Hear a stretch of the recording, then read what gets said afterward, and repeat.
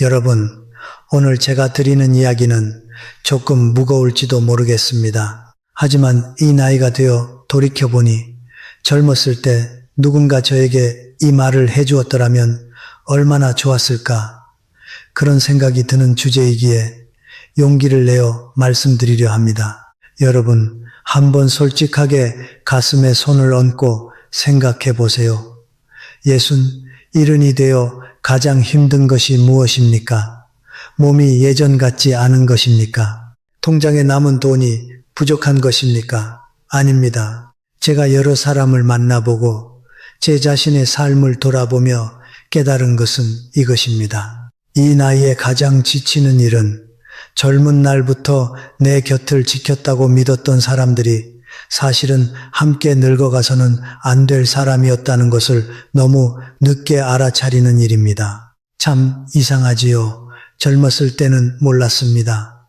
누구와 함께 시간을 보내든 그저 즐거우면 되었고, 누가 옆에 있어주든 외롭지만 않으면 되었습니다. 그런데 이 나이에 이르러 보니 옆에 있는 사람이 누구인가에 따라 제 하루가 가벼워지기도 하고 한없이 무거워지기도 하더군요. 어떤 사람을 만나고 돌아오면 집에 도착하기도 전에 마음이 환해지고, 어떤 사람을 만나고 돌아오면 며칠 동안 속이 답답해서 잠이 오지 않습니다. 여러분도 분명 이런 경험이 있으실 겁니다. 그런데 우리는 왜 그런 사람과 계속 관계를 이어가고 있을까요?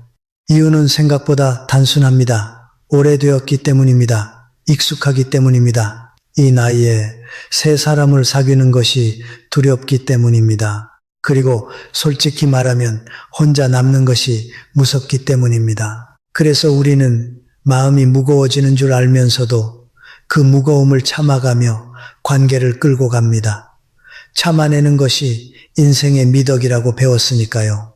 의리라는 이름으로, 정의라는 이름으로, 체면이라는 이름으로 우리는 우리 자신을 계속 누군가에게 맡겨놓고 살아왔습니다. 하지만 여러분, 제가 감히 한 말씀 드리자면 이 나이에 이르러서도 그렇게 살아간다면 남은 세월은 결코 평안해지지 않습니다. 같은 나이에 누구는 얼굴이 환해지고 누구는 얼굴이 어두워지는 이유가 무엇이겠습니까? 운명이 달라서가 아닙니다. 같이 걸어온 사람이 달랐기 때문입니다. 그 차이 하나가 노년의 풍경을 완전히 바꾸어 놓습니다. 그래서 오늘 저는 여러분께 이 나이에 곁에 두어서는 안 될 5종류의 사람에 대해 말씀드리려 합니다. 부디 제 말을 꾸지람으로 듣지 마시고 오래된 친구가 따뜻한 차 한 잔을 앞에 놓고 조용히 건네는 이야기라고 여겨주시면 감사하겠습니다. 첫 번째로 말씀드리고 싶은 사람은 자기 자신을 다스릴 줄 모르는 사람입니다. 젊은 날에 방탕한 것은 사실 큰 흠이 아닙니다. 저도 젊었을 때는 친구들과 어울려 밤새 이야기를 나누기도 했고 술자리가 길어지는 일도 많았습니다. 그때는 그것이 청춘이었고 그것이 낭만이었지요. 그런데 말입니다. 사람이 50을 넘고 60을 지나면서도 그 모습 그대로 살아간다면 그건 더 이상 낭만이 아닙니다. 그건 자기 자신을 놓아버린 것입니다. 제게도 그런 친구가 있었습니다. 젊었을 때는 참 좋은 사람이었어요. 마음 따뜻하고 의리 있고 사람을 귀하게 여길 줄 알았습니다. 그런데 그 친구는 나이가 들어도 젊은 날의 습관을 버리지 못했습니다. 밤늦도록 술을 마시고 돈을 아끼지 않고 쓰고 한 번 내뱉은 약속은 이튿날이면 까맣게 잊어버리곤 했습니다. 처음에는 저도 안타까워서 몇 번 이야기도 했습니다. 이제는 우리도 나이가 있으니 몸을 돌보자고 돈도 조금은 아껴서 남은 세월을 준비하자고 말입니다. 그러면 그 친구는 웃으며 이렇게 말했습니다. 사람이 죽으면 한 줌 흙인데 뭘 그리 따지냐고요. 저는 그 말이 참 서글프게 들렸습니다. 왜냐하면 그 말 속에는 이미 자기 자신을 포기한 사람의 체념이 배어 있었기 때문입니다. 여러분, 문제는 술도 아니고 돈도 아닙니다. 문제는 그 사람이 자기 자신을 다스릴 힘을 잃었다는 것입니다. 그리고 자기 자신을 다스리지 못하는 사람은 슬프게도 주변 사람들까지 함께 흔들리게 만듭니다. 그런 사람을 만나고 돌아오는 길에는 늘 걱정이 따라옵니다. 저 사람이 오늘 집까지 잘 들어갔을까? 저 사람이 또 누구와 싸움을 벌이지는 않았을까? 저 사람의 아내와 자식들은 오늘도 얼마나 마음고생을 할까? 그 걱정은 여러분의 것이 아닌데 이상하게도 여러분의 몫이 되어버립니다. 제가 이 나이에 이르러 깨달은 진실이 하나 있습니다. 이 나이에 가장 귀한 자산은 돈도 아니고 명예도 아니고 바로 기력입니다.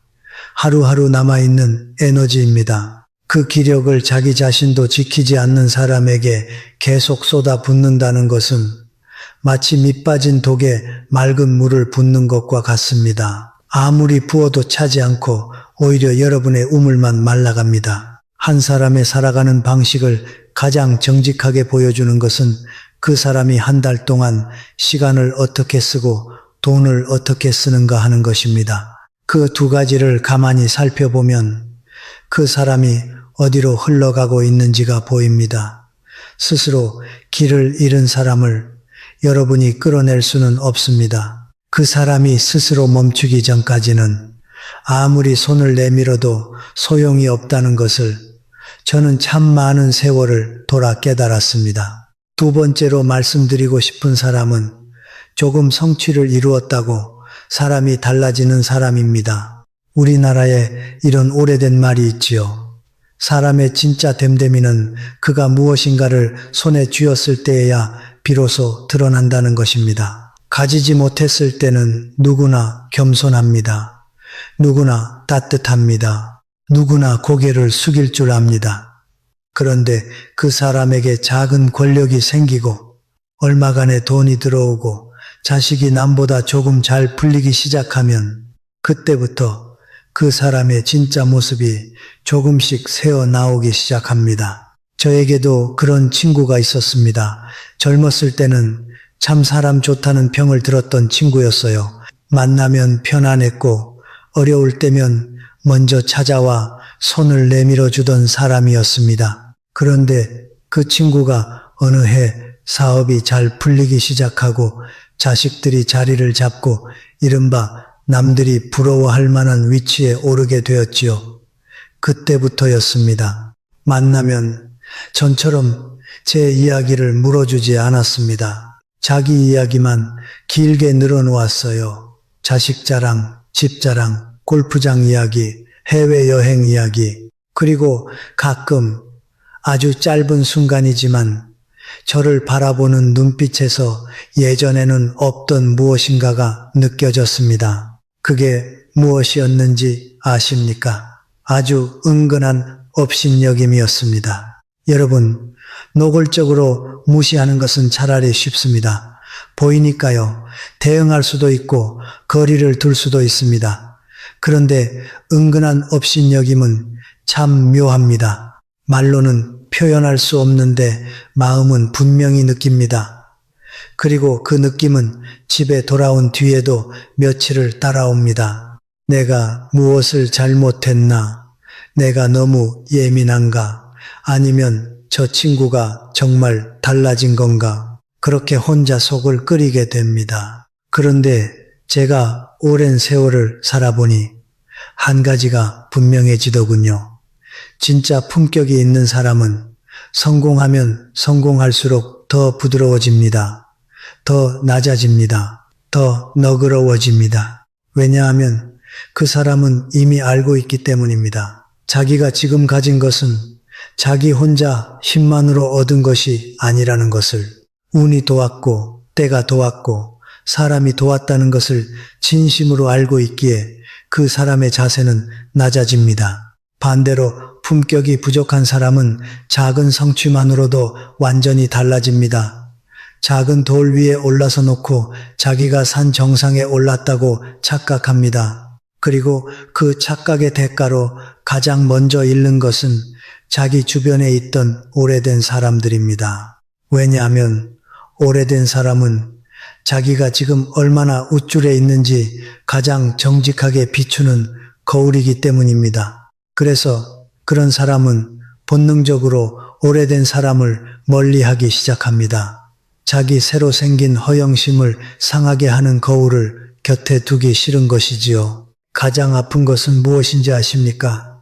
무시당하는 것이 아닙니다. 함께 어려운 시절을 건너온 사람이 자기가 더 이상 여러분이 필요 없어졌다고 판단하는 그 순간 가장 먼저 등을 돌린다는 사실입니다. 저는 그런 일을 여러 번 겪었습니다. 그리고 처음에는 많이 아팠어요. 화도 나고 원망도 생기고 사람이 미워지기까지 했습니다.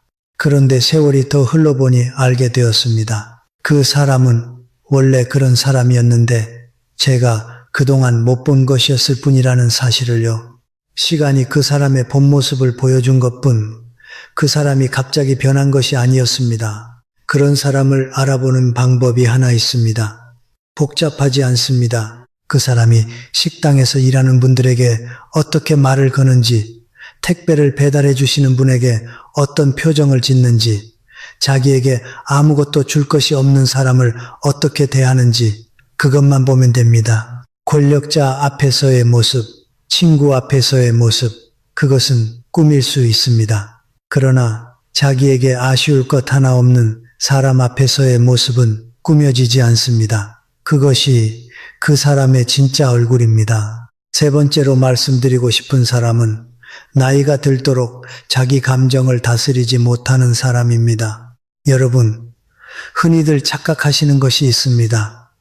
나이가 들면 저절로 점잖아지고 저절로 지혜로워지고 저절로 온화해진다고 믿는 것이지요. 그런데 이 나이까지 살아본 제가 솔직히 말씀드리면 전혀 그렇지 않습니다. 나이는 그저 숫자일 뿐입니다. 70이 되어도 20살 청년보다 더 감정이 거친 사람이 있고 80이 되어도 변덕스럽기가 어린아이 같은 사람이 있습니다. 감정을 다스리는 일은 나이가 들어 저절로 얻어지는 것이 아니라 평생을 통해 조금씩 배워가야 하는 것이기 때문입니다. 그리고 배우기를 멈춘 사람은 나이를 먹어도 감정의 모습만은 그대로 남습니다. 저는 사람이 화를 내는 것 자체를 나쁘게 보지 않습니다.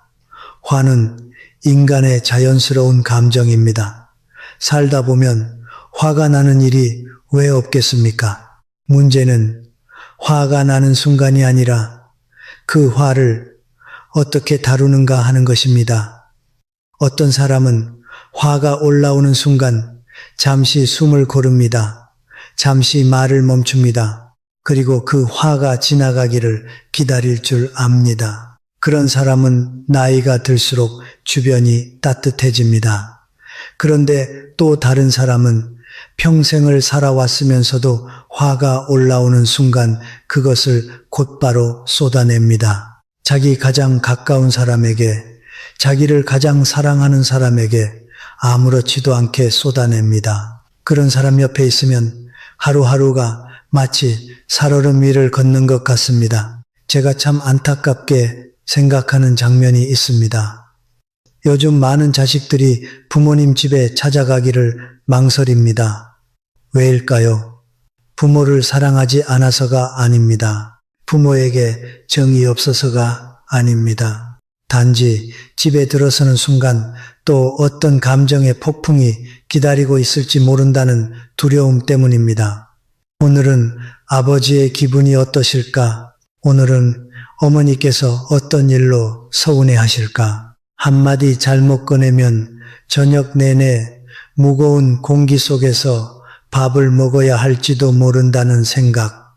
그 생각이 자식의 발걸음을 무겁게 만듭니다. 혈연의 정이라는 것은 한 번의 큰 사건으로 깨지지 않습니다. 그것은 아주 천천히, 조용히 수백 번의 작은 상처를 통해 금이 갑니다. 감정을 다스리지 못하는 어른 한 사람 때문에 온 가족이 숨을 죽이고 살아가야 하는 집이 얼마나 많은지 여러분도 주변에서 한두 집쯤은 보셨을 겁니다. 어쩌면 지금 이 이야기를 들으시면서 마음이 아프신 분도 계실지 모르겠습니다. 그리고 감정을 다스리지 못하는 사람 곁에서 가장 힘든 것은 그 사람의 다음 모습을 예측할 수 없다는 것입니다.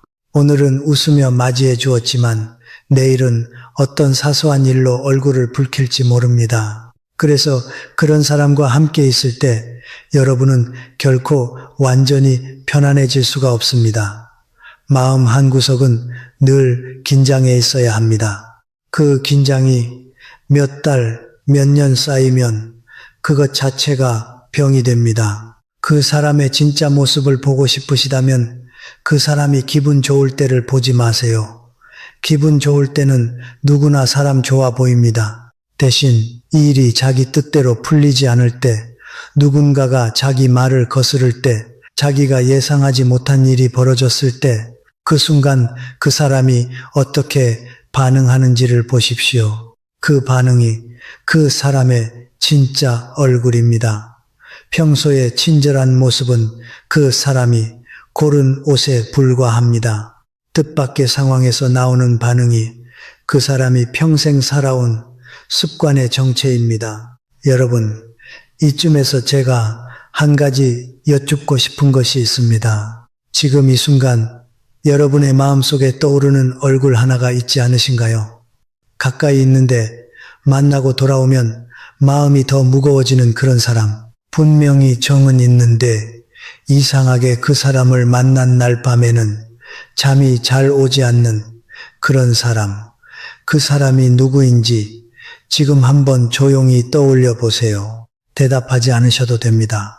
다만 한번 스스로에게 정직하게 물어보시는 것, 그것만으로도 이 이야기를 들으신 의미가 있다고 저는 믿습니다. 네 번째로 말씀드리고 싶은 사람은 자기의 고통을 앞세워 주변 사람을 묶어두는 사람입니다. 여러분, 이 사람은 가장 알아차리기 어렵습니다. 왜냐하면 이 사람은 가해자의 얼굴을 하고 있지 않기 때문입니다. 오히려 늘 피해자의 모습을 하고 있지요. 그래서 여러분은 그 사람에게 미안한 마음을 품게 됩니다. 그 미안함이 세월이 가도록 그 사람 옆을 떠나지 못하게 만듭니다. 그러는 사이 여러분의 마음은 조금씩 지쳐갑니다. 저에게도 오래전부터 알고 지낸 사람이 한 명 있었습니다. 만날 때마다 자기 이야기를 꺼냈어요. 자식이 자기 마음을 몰라준다, 건강이 나쁘다, 형편이 어렵다, 사람들이 자기를 이해해주지 않는다. 처음 들었을 때 저는 진심으로 가슴이 아팠습니다. 그래서 저도 모르게 돕기 시작했어요. 시간을 내어 이야기를 들어주었고 표심이 온 것이 있으면 손을 보챈고 주변 사람들에게도 그 사람을 잘 부탁한다고 말해주었습니다. 그것이 제가 할 수 있는 도리라고 생각했습니다. 그런데 말입니다. 3년이 지나고 5년이 지나고 10년이 지나도 그 사람의 이야기는 달라지지 않았습니다. 자식은 여전히 같은 이유로 자기를 몰라주었고 건강은 여전히 같은 부위가 아팠고 형편은 여전히 같은 모양으로 어려웠습니다. 그때 저는 비로소 깨달았습니다. 이 사람은 자기 고통에서 벗어나고 싶어하는 사람이 아니구나. 이 사람에게 고통은 벗어나야 할 짐이 아니라 사람들을 자기 곁에 붙잡아 두는 도구였구나. 그렇게 생각하고 나니 지난 10년이 한꺼번에 이해되었습니다. 이 깨달음은 참 씁쓸했습니다. 그 사람을 미워해서가 아닙니다. 오히려 그 사람이 안쓰러워서 씁쓸했습니다. 진심으로 괴로운 사람은 아무리 느리더라도 조금씩 변화를 향해 나아갑니다. 어제보다 오늘 한 걸음이라도 나아가려고 합니다. 그러나 고통을 붙잡고 있는 사람은 그 고통이 사라지는 순간 자기가 받던 관심과 동정도 함께 사라진다는 것을 본능적으로 압니다. 그래서 고통은 결코 해결되지 않습니다. 변함없이 그 자리에 머물러 있습니다. 여러분이 미안해하는 그 순간이 그 사람에게는 자기의 존재를 확인받는 순간이 되기 때문입니다. 이 이야기를 하면서 저는 여러분께 한 가지를 꼭 전하고 싶습니다. 끝이 없는 친절은 친절이 아닙니다. 그것은 자기 자신을 잃어가는 과정일 뿐입니다. 우리가 어려서부터 배운 것 중 하나가 사람은 따뜻해야 한다는 것이었지요. 맞습니다. 사람은 따뜻해야 합니다. 그런데 그 따뜻함이 자기를 태우면서까지 유지되어야 하는 것은 아닙니다. 자기의 평안을 녹여가면서 타인을 위로하는 것은 결국 두 사람 모두를 망가뜨립니다. 여러분 자신도 망가지고 그 사람도 영원히 그 자리에 머물게 됩니다. 이 나이에 우리가 배워야 할 것은 사람을 사랑하되 자기 자신도 함께 지키는 법입니다. 남을 돕는다고 하면서 자기 평안을 다 잃어버린다면 그것은 사랑이 아니라 소모입니다. 그리고 사람은 자기 평안을 잃어버린 상태로는 오래도록 누구도 제대로 사랑할 수 없습니다. 그런 사람을 알아보는 방법은 이렇습니다. 같은 이야기를 한 번 들으면 누구나 마음이 아픕니다. 두 번째도 마음이 아플 수 있습니다. 그런데 세 번, 네 번, 다섯 번이 지나도 그 이야기가 똑같은 모양이라면 그것은 여러분이 도와야 할 상황이 아니라 여러분이 조용히 한 걸음 물러서야 할 상황이라는 신호입니다. 그 물러섬은 냉정함이 아니라 두 사람 모두를 위한 현명함입니다. 다섯 번째로 말씀드리고 싶은 사람은 마음속에 도리의 경계가 없는 사람입니다. 여러분, 제가 이 다섯 번째를 마지막에 말씀드리는 이유가 있습니다. 이 사람은 앞서 말씀드린 어떤 유형보다도 위험합니다. 왜냐하면 이런 사람은 결코 겉으로 나쁜 사람처럼 보이지 않기 때문입니다. 오히려 말솜씨가 좋고 인정이 있어 보이고 의리가 있어 보이고 함께 있으면 듬직하다는 인상까지 줍니다. 그래서 우리는 이런 사람에게 깊이 빠져듭니다. 그리고 그 사람의 진짜 모습이 드러나는 순간은 대부분 이미 너무 늦은 때입니다. 저는 중년의 나이에 접어들면서 많은 사람들의 아픈 이야기를 가까이에서 보게 되었습니다. 수십 년을 형제처럼 지낸 친구와 함께 사업을 시작했다가 평생 모은 재산을 다 잃은 사람이 있었습니다. 피를 나눈 친척을 믿고 보증을 서주었다가 그 빚을 고스란히 떠안게 된 사람이 있었습니다. 어려운 처지에 있는 사람을 돕겠다고 손을 내밀었다가 결국 자기 노후 자금까지 내어주고 빈손이 된 사람이 있었습니다. 이런 일을 겪은 분들의 공통점이 무엇이었는지 아십니까? 그분들은 결코 어리석은 사람이 아니었습니다.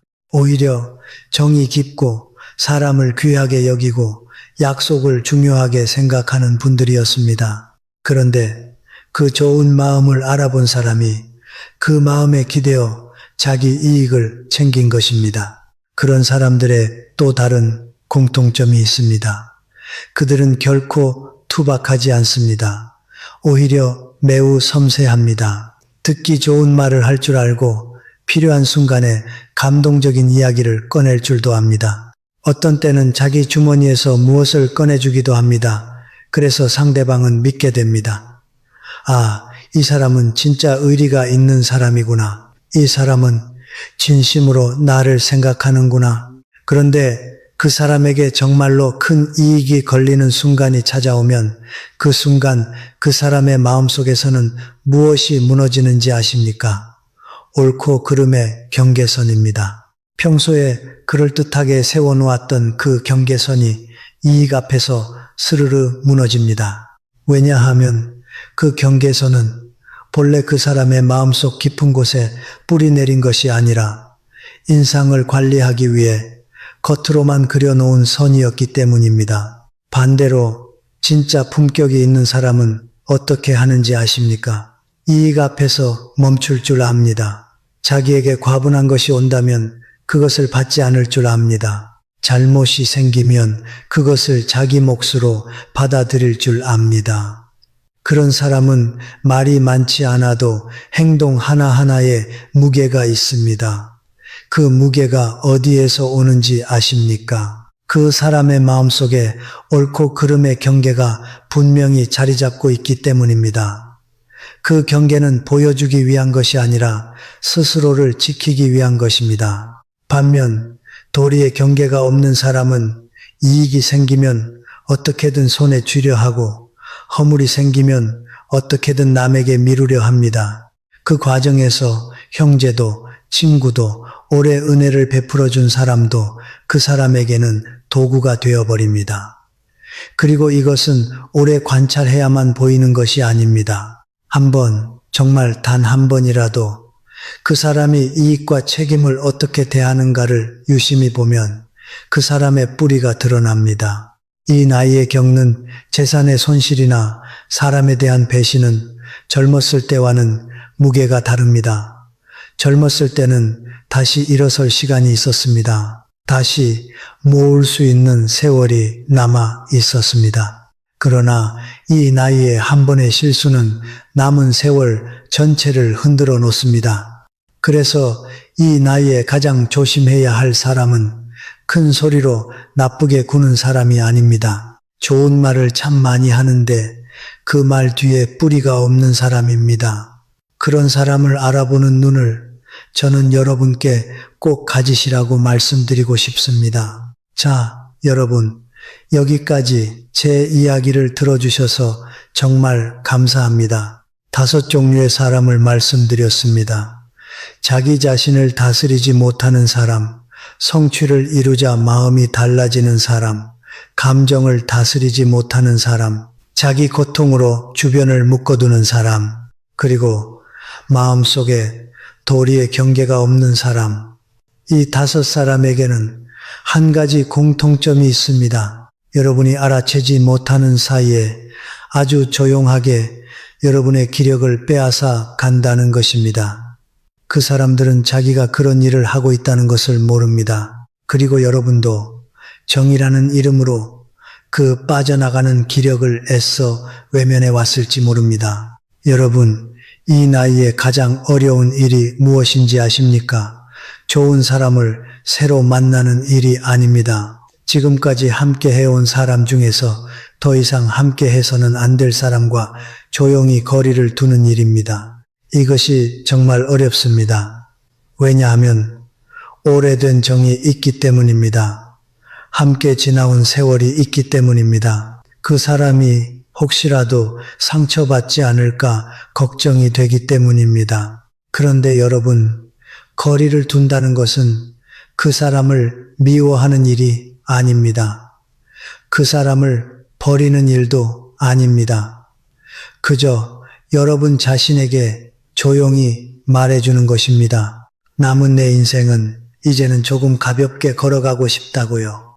제가 평생 가슴에 품고 살아온 말이 하나 있습니다. 60을 넘긴 뒤의 삶은 인간관계를 넓혀가는 시기가 아니라 이미 있는 관계들을 조용히 가려내는 시기라는 것입니다. 이 말을 저는 참 오랜 세월에 걸쳐 배웠습니다.